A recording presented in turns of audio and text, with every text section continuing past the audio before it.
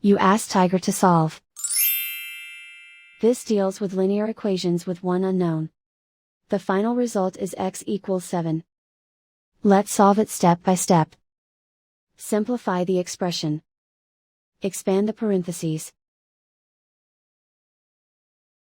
Simplify the arithmetic. Multiply the coefficients. Expand the parentheses. Multiply the coefficients. Simplify the arithmetic. Group all x terms on the left side of the equation. Subtract 32x from both sides. Group like terms. Simplify the arithmetic. Group like terms. Simplify the arithmetic.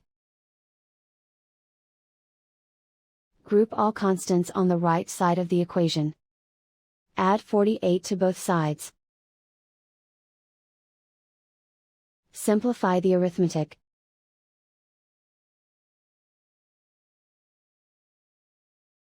Isolate the x.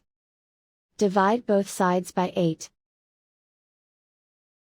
Simplify the fraction. Find the greatest common factor of the numerator and denominator.